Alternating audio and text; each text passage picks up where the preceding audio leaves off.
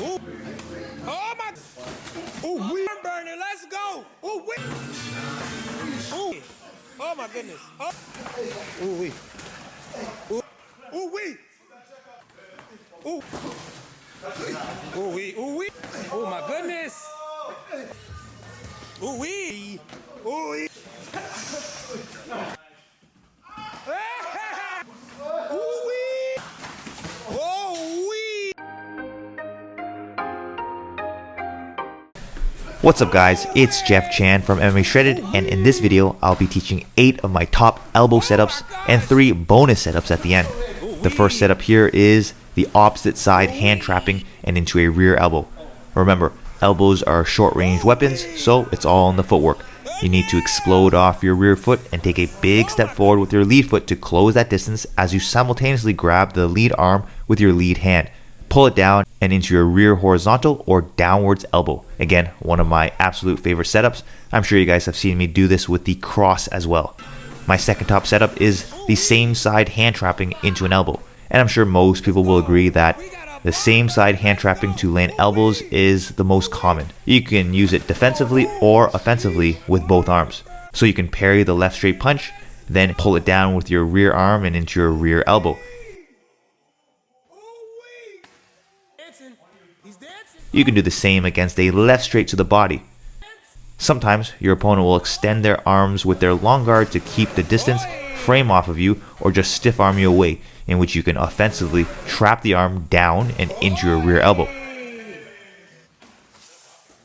This works even better obviously when you are in close range. If your opponent is shelling up, you can still pull down their guard and elbow. Keep in mind, you guys are just watching the successful attempts. Make sure you watch till the end to see all of the failed attempts. Landing elbows can definitely be very hard. You just need to practice. Just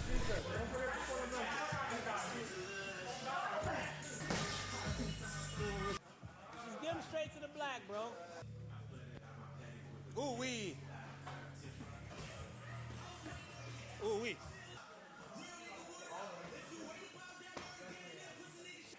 Ooh, wee. Let's go. Ooh, wee. Ooh. Oh my goodness. And finally, the same thing works with your lead arm. You would step in and pull down their rear arm with your lead arm and turn your hips and chest to the right to land that lead down elbow.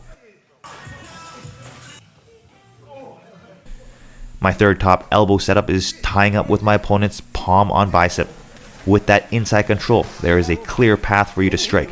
Preferably, I like to catch my opponent's bicep with my palm as they throw circular punches and collar tie, then throw a spear or up elbow. Now, if you are in neutral clinch or your opponent has palm on bicep, you can pummel your arm in to get bicep control and repeat the same process. As you can see with all these examples, getting inside bicep control right from the beginning is much easier than trying to get it in a neutral clinch position. So always look to catch your opponent's bicep as they throw hooks. That was a good one. Oh my goodness. Ooh. Goodness.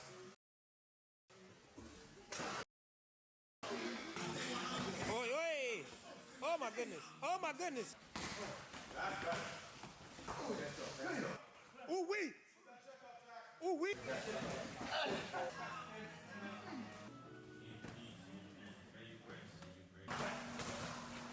Ooh wee. Ooh wee. Ooh wee. Oh my goodness.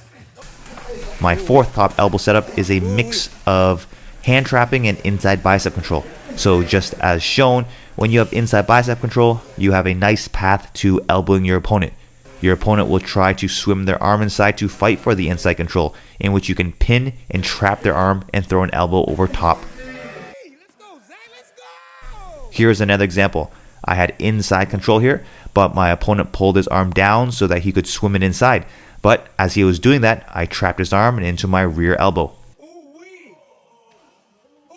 From neutral clinch, if you find your opponent not collar tying your head tightly, you can pull down the arm on top and throw an elbow. Of course, every situation is different, but you want to always be looking to get inside bicep control and elbow. And if you don't have inside bicep control, you want to be looking to hand trap an elbow. Oh my God.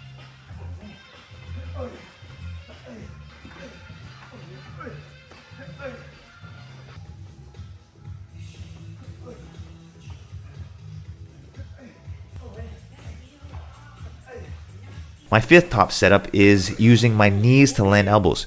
Whether I land the knee or not, it can cause my opponent's arm to drop while trying to defend the knee. Then I come up top with the elbow. I like to throw my rear knee into the rear elbow or the lead knee into the rear elbow. By throwing a knee first, your opponent may try to stiff arm you by pushing your chest to keep the distance from your knee, in which you can hand trap and injure your elbow. Oh my goodness. Here, I threw my rear long knee into the clinch, and since my opponent didn't clinch back, I just transitioned straight into an elbow. Just like in my second top elbow setup, I can throw my long knee first, then hand trap it into my elbow.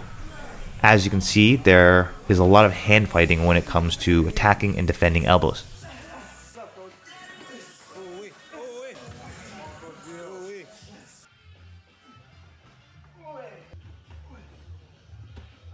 Now, before we continue, I'm super excited to share with you my 50 heavy bag technique and conditioning program. That's right, this program consists of 50 heavy bag workouts that focuses on developing explosive power, speed, balance, cardio, rhythm, flow, and fluidity in your striking, while sharpening your technique and learning my full striking system from basic to advanced. Each round includes a detailed technique breakdown, followed by the follow-along workout in both video and audio format. You'll be learning more than just offensive combinations, but footwork, head movement, counters, fakes, feints, setups, and more. You'll never get bored as you can work out 3 times a week for 4 months without repeating the same workout. You can solo train by popping in the audio clips to your headphones and train on a heavy bag at the gym, or if you have your own heavy bag, you can blast the video on a large screen TV to follow. For more information, check out the link in the description box below. My 6th top elbow setup is punching into elbows. I mainly like to throw my cross, then shift into southpaw stance by sliding my rear leg forward to close that distance, and into my rear down elbow.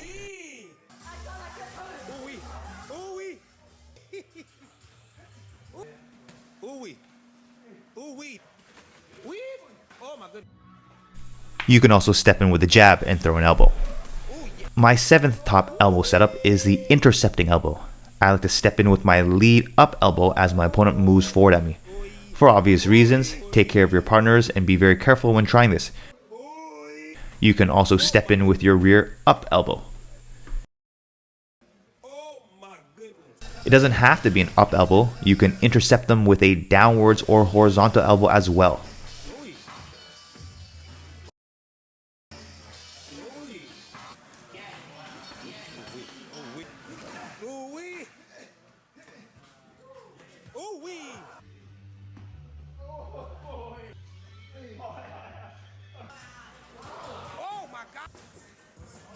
And my 8th top elbow setup is recognizing when my opponent shells up and stepping in with an up elbow to split open the guard.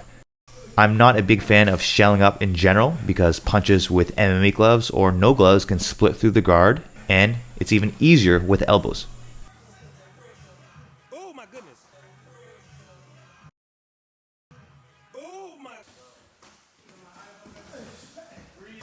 So now I have 3 bonus elbow setups. I don't use them often and personally find them very hard to pull off, but I thought I'd add the few times I've landed them in sparring to the video. So sometimes you find yourself with both arms over your opponent's arms, but your opponent hasn't connected together their underhooks, so you can quickly sneak in a rear elbow over top. This next bonus elbow setup is the jumping Superman elbow, which I do purely for fun. Push off your lead foot and jump forward with your rear knee up, then throw a rear elbow as you kick your rear leg back. And finally, the third bonus elbow setup is the spinning lead elbow. I find it very difficult to control, so I don't use it or try it often. I like to purposely miss my outside low kick, step through with it, then spin counterclockwise and into my spinning lead elbow. And here are several failed attempts. I hope you guys enjoyed this video. Let me know in the comments what you want to see next. As usual, please support this video by liking, commenting, sharing, subscribing, and turning on that notification button. Oh. Ooh wee. Boy. Ooh wee. Elbow over the tops. I like that one. Ooh, another one. Oh. Ooh wee. Ooh. Ooh wee. Ooh wee. Ooh. Ooh wee. Oh. Oh my goodness. Oh my goodness. Oh my goodness. Oh my goodness.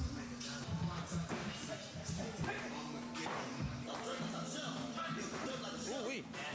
Don't lose that steam, Zach. Let's go. Ooh wee. Ooh.